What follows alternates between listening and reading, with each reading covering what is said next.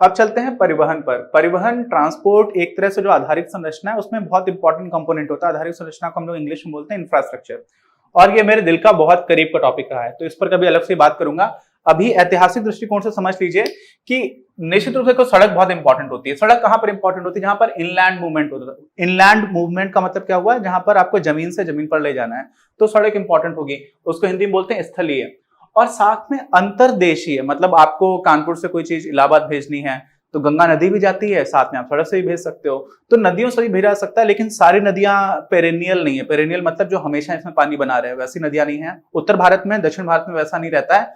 और कई बार ऐसा भी हो जाता है कि नदियां बहुत ज्यादा मिएंडरिंग करके जाती हैं। नदियां जो होती हैं वो ऐसा ऐसा करके घूम फिर करके जा रही होती हैं, सीधे नहीं जा रही होती हैं, तो दूरी बहुत ज्यादा हो जाती है। जैसे आप गंगा नदी की जो लंबाई देखेंगे वो आपको 2500 किलोमीटर के आसपास दिखेगी, जबकि आप सीधा सीधा अगर उत्तराखंड में आप हरिद्वार से या ऋषिकेश से कहीं से भी मान लीजिए, वहां से सीधा सीधा आप बंगाल को मिलाएंगे तो आपको रोड की लंबाई काफी कम मिलेगी। क्यों? क्योंकि रोड्स काफी सीधी होती हैं, ये कारण भी रहता है। और सड़कों की जो इंपॉर्टेंस है उसको तो आप बता ही नहीं सकते हो, मतलब इतनी ज्यादा इंपॉर्टेंट रहती है। एक जीटी रोड का नाम आप लोगों ने शायद सुना होगा। मेरा जो छोटा सा होम टाउन है छिबरामऊ, वो जीटी रोड के किनारे ही पड़ता है, और इस वजह से उसका थोड़ा बहुत डेवलपमेंट भी हो गया था। छोटी सी जगह है लेकिन फिर भी डेवलप हुआ था। अब जीटी रोड जो है वो शेर शाह सूरी ने उसको एक तरह से ठीक करवाया था। अब जीटी रोड कहां से आती है? सेंट्रल एशिया, मध्य एशिया, वहां पर आपका काबुल से स्टार्ट होकर के ये बांग्लादेश तक पूरी रोड जाया करती थी, और लगभग लगभग ऐसे प्रमाण मिलते हैं कि 2500 साल तक ये रोड चलती रही। क्यों? क्योंकि इस पर बहुत ही इंपॉर्टेंट कौन कौन से शहर पड़ते थे? आपका काबुल तो हो ही गया, अफगानिस्तान की राजधानी है, फिर पेशावर है पाकिस्तान का, रावलपिंडी है, उसके बाद से अपने इंडिया में बहुत सारे शहर इंपॉर्टेंट है, दिल्ली से अमृतसर, फिर दिल्ली, उसके बाद से कानपुर, इलाहाबाद, ये सारे शहर होते होते फिर नीचे बंगाल तक, बांग्लादेश तक जाया करती। तो ये पूरा जो रूट है वो बहुत इंपॉर्टेंट हुआ करता था। अब रोड की इंपॉर्टेंस देखिए, आपने Manjhi the mountain man movie भी देखी होगी। वो रोड नहीं होने की वजह से ही उसकी पत्नी मर जाती है और फिर वो पूरा पहाड़ खोद देता है एक इंसान, है ना। ऐसे एक हमारे बहुत महान प्रधानमंत्री हुआ करते थे, अभी कुछ दिन पहले उनकी मृत्यु हो गई थी, भारत रत्न उनको मिला था, श्री अटल बिहारी वाजपेयी जी। उन्होंने प्रधानमंत्री ग्रामीण विकास योजना नाम की एक योजना स्टार्ट की थी, प्रधानमंत्री ग्रामीण सड़क योजना। एस से मतलब सड़क है, PMGSY बोलते हैं। ये इसका उद्देश्य था कि भारत के सभी गांवों को आप एक ऐसी रोड से जोड़ दो जो पक्की रोड हो, और जिस पर किसी को कोई बीमार हो रहा है गांव में तो उसको ठीक से सही से पहुंचाया जा सके। तो इस योजना का बहुत ज्यादा फायदा भी लोगों को मिला है और अभी भी चल रही है। उसके बाद मनमोहन सिंह जी तब भी चल रही थी, तो ये योजना बहुत ज्यादा इंपॉर्टेंट थी, उसको कंटिन्यू रखा गया था। तो ये तो सड़क की बात हो गई। सड़क का फायदा क्या होता है यार? देखो, पहली चीज तो जाती है कि आपको गति मिल जाती है ना, गति मिल जाती है। ऐसे आप जा रहे हो, बीच में पहाड़ आ रहा है, कहीं पर नदी आ रही है, तो आपको कोई भी सामान पहुंचाने में, किसी इंसान को, मरीज को पहुंचाने में बहुत ज्यादा समय लगता है। तो अगर रोड होती है तो गति मिल जाती है, और साथ में सुरक्षा भी। क्यों सुरक्षा हो जाती है? क्योंकि कई बार ऐसा होता है, जो पुराने राजा, जब राज्य अलग अलग हुआ करते थे तब भी ऐसा होता था कि रोड की सुरक्षा की जिम्मेदारी हमारे राज्य की है, इसमें कोई चोरी चपाटी नहीं होगी।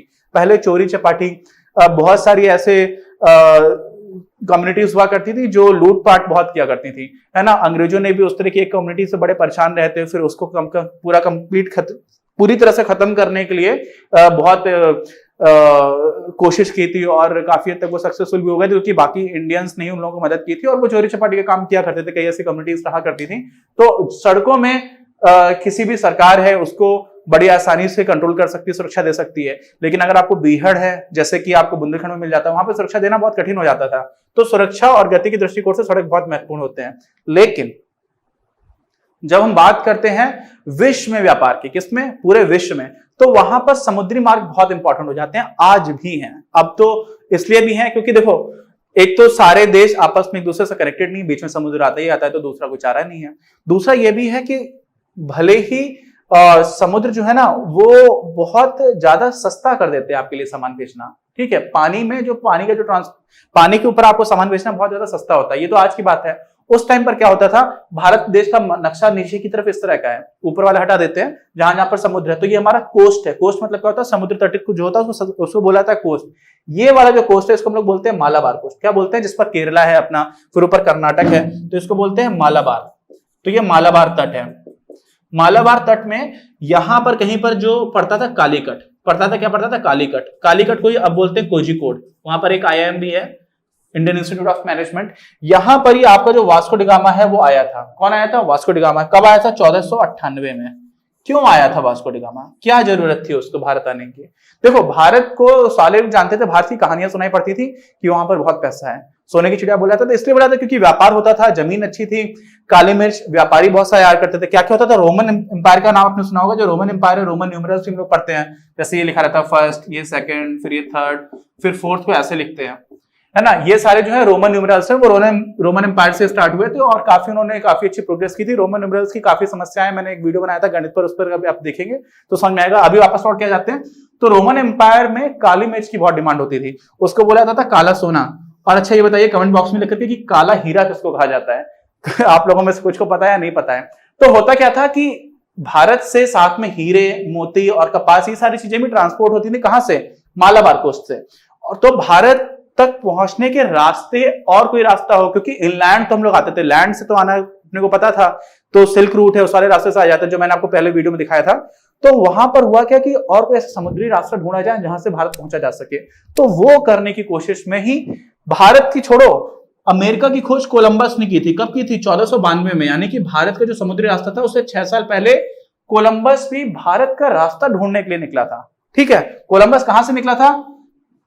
ये सारे ही स्पेनिश, आप समझ लीजिए पुर्तगाल है, वहां से ही निकलते थे और उन लोगों ने ही काफी दिन तक नेवी पे कंट्रोल किया था। बाद में अंग्रेजों ने जो अपना साम्राज्य फैलाया, उसके पहले का कारण था कि उन लोगों ने समुद्री रास्तों पर अपनी पकड़ बना ली थी। तो जिसकी नेवी मजबूत होती थी वो उस टाइम पर रूल करता था।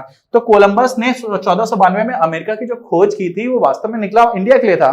और इसीलिए कुछ लोग ऐसा भी कंफ्यूज होकर के आते हैं कि जो वेस्ट इंडीज है, मतलब वो इंडिया को ढूंढने के लिए निकला था और पहुंच गया वो अमेरिका के जस्ट बगल में वेस्ट इंडीज पड़ती है। तो क्योंकि वो इंडिया नहीं था और इंडिया से वेस्ट में है, इसलिए उसको वेस्ट इंडीज नाम मिल गया। तो वेस्ट इंडीज को नाम ही मिला हुआ इंडिया की वजह से। तो कोलंबस कब पहुंचे? तो 1492 में, और उसके 6 साल बाद इंडिया में वास्को डी गामा खोज पहुंच गए। दोनों ही कहां पहुंचना चाह रहे थे? इंडिया। ठीक, अब यहां पर ही जो आपका कोझिकोड है, या इसको कालीकट बोल दीजिए, यहां पर ही क्या होता था ना, आपको चीन से भी आने वाले जहाज मिल जाते थे। क्यों मिल जाते थे? ये अगर अपना भारत है तो यहां पर है आपका दक्षिण पूर्व एशिया, साउथ ईस्ट एशिया, और यहां पर आपका कहीं पर चीन आ जाएगा। तो होता क्या था, चीन से जो जहाज आते थे वो यहां पर आकर के मिल जाते थे। क्यों मिलते थे यहां पर? वो तो इधर भी आ सकते थे। यहां पर ही आपका तमिलनाडु है मान लीजिए, और यहां से आंध्र स्टार्ट होता है। तो तमिलनाडु आंध्र बॉर्डर पर ही लगभग एक जगह पड़ती है। तमिलनाडु में उसको हम लोग बोलते हैं पुलिकट। लेक भी है, झील भी है, KAT भी लिखते हैं। तो पुलिकट में क्या होता था, ये बहुत इंपॉर्टेंट केंद्र था। यहां से दक्षिण पूर्व एशिया में बहुत सारी चीजें आती थी।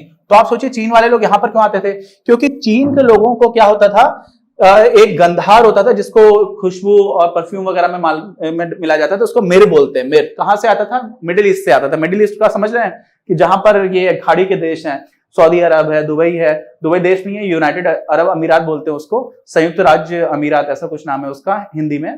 तो ये सारे देश, कुवैत है, कतार है, ये सारे देश यहाँ पर रहते थे, वहां से चीजें आती थी अरब देशों से। तो अरब देशों से क्या क्या आता था? एक तो गंधार आता था और फ्रैंकिनसेंस आता था, जिसको हम लोग हिंदी में बोलते हैं लोबार। ठीक, तो ये सारी चीजें जब चीनियों को चाहिए होती थी तो वो यहां पर आती थी और यहां से वो लोग लेकर के चले आते थे। तो ये वाला जो कोस्ट है हमारा, इसको बोलते हैं मालाबार कोस्ट, ये है कालीकट। और ये वाला जो कोस्ट है इसको हम लोग बोलते हैं कोरोमंडल कोस्ट। क्या बोलते हैं? कोरोमंडल। कोरोमंडल। तो कोरोमंडल कोस्ट जो है वो आपके लिए साउथ ईस्ट एशिया के लिए पास पड़ता था। दक्षिण पूर्व जो एशिया है, जहां पर यही सारे इंडोनेशिया है, मलेशिया है, थाईलैंड में भी नीचे से ऊपर ही कनेक्टेड तो है, लेकिन थाईलैंड में भी हम लोग जब पहुंचते हैं तो इसी से आते थे, मलेशिया है, सिंगापुर है, ये सारे देश पड़ते थे। तो ये हमारे इस तरह से क्या क्या हुआ करता था, व्यापार हुआ करता था, परिवहन मेनली इस तरह से चला करता था। ये सारे पॉइंट्स बहुत इंटरेस्टिंग है, डिटेल में बताऊंगा कभी, अभी तो टाइम नहीं है, लेकिन आप समझ लीजिए कि देखिए कहां कहां से मुख्यतः व्यापार हो रहा था। और जो सड़कों की बात की है वो उत्तर भारत में मैंने आपको जीटी रोड बता दिया था, दक्षिण भारत में भी पूर्व से पश्चिम में मिलाने वाली बहुत सारी सड़कें हुआ करती थी। तो पूरा एक नेटवर्क था जो अंतरदेशीय व्यापार को भी काफी सुचारू रूप से चलाया करता था। तो ये वीडियो का एबीसी में एक दो और कुछ पॉइंट्स हैं जो हमारी इतिहास के दृष्टिकोण से बहुत इंपॉर्टेंट, उसको हम लोग अपने अगले वीडियो में डिस्कस करेंगे। और अगर आपने अभी तक वीडियो चैनल सब्सक्राइब नहीं किया, आप सारे लोगों के लिए हम लोग मेहनत कर रहे हैं, तो प्लीज सब्सक्राइब द चैनल। बाकी कोई भी डाउट होता है तो आप कमेंट बॉक्स में लेकर के बताइए। और जो रिलेटेड नोट्स हैं, हर वीडियो के नोट्स की तरह इस वीडियो का लिंक भी, वीडियो के नोट्स का लिंक आपको डिस्क्रिप्शन में मिल जाएगा। मिलते हैं हम लोग अपने अगले वीडियो में। अपनी क्लास का उद्देश्य आप सभी के लिए आप ही की भाषा में गुणवत्तापूर्ण शिक्षा उपलब्ध कराना है। कक्षा 12 तक के सभी प्रमुख विषयों पर हम वीडियोस बना रहे हैं और कुछ विषयों पर वीडियोस आपके अपने चैनल अपनी क्लास की ही अन्य प्लेलिस्ट पर अपलोड भी हो चुके हैं। ज्ञान के प्रकाश से देश को सशक्त बनाने के हमारे इस प्रयास में इस चैनल को सब्सक्राइब करके और लोगों के साथ शेयर करके अपना बहुमूल्य योगदान जरूर दें। पढ़ेगा इंडिया तो बढ़ेगा इंडिया।